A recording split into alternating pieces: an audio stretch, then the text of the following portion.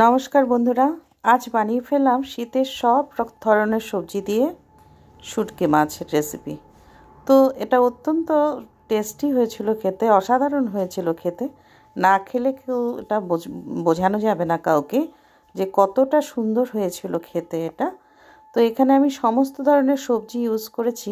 তার শুটকি মাছ তো অ্যাকচুয়ালি এটা তেল মশলা ঝাল দিয়ে করলে কি আমাদের হজম হতে একটু সময় লাগে, তাই আমি আজকে খুব সিম্পল ওয়েতে করেছি। দেখুন আপনারা এখানে দেখুন, শুটকি মাছটাকে আমি কিন্তু সুন্দর করে লম্বা লম্বা করে কেটে, এটা আমি লোটে শুটকি নিয়েছি, গরম জল দিয়ে সুন্দর করে ধুয়ে পরিষ্কার করে রেখে লবণ হলুদ মাখিয়ে নিলাম। আর এদিকে দেখুন আমি সমস্ত সবজি কেটেছি।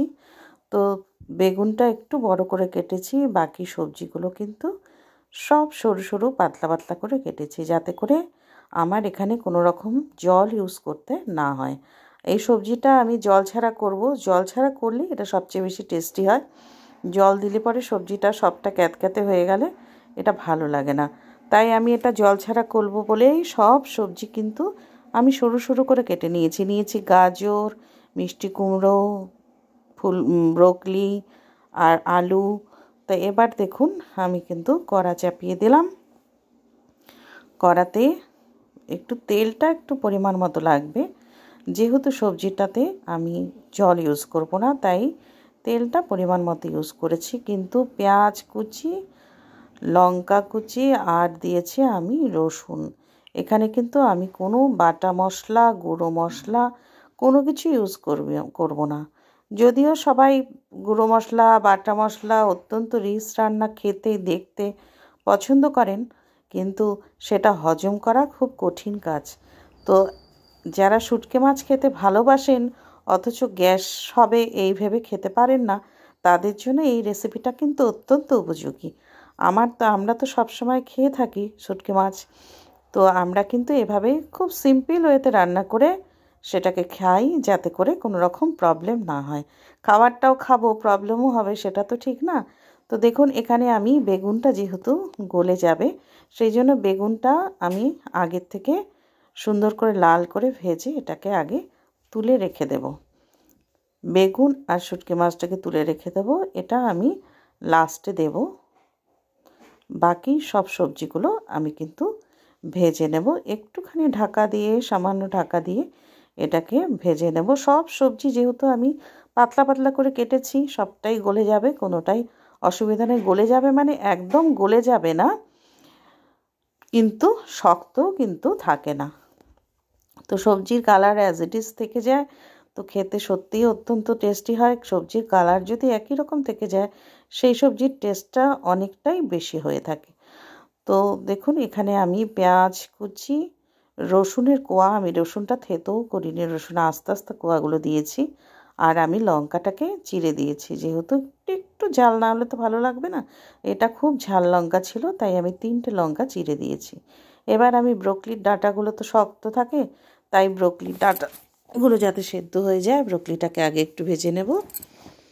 তারপরে আমি বাকি সবজি দিয়ে, সব সবজি দিলাম। সিম দিলাম, এখানে সিমটাকে দেখুন ছোট ছোট করে কেটেছি, গাজরটাকেও খুব ছোট ছোট করে কেটেছি, দিয়েছি মিষ্টি কুমড়োগুলোকে দেখুন কতটুকু করে সরু সরু করে কেটে দিয়েছি। সেইভাবে একই রকমভাবে আমি এখানে একটু আলু দিয়েছি।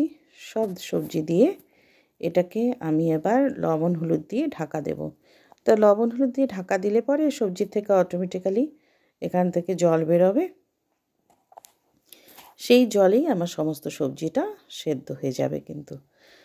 তো দেখুন এবার লবণ হলুদ দিয়ে আমি এটাকে একটুখানি ঢেকে দেবো।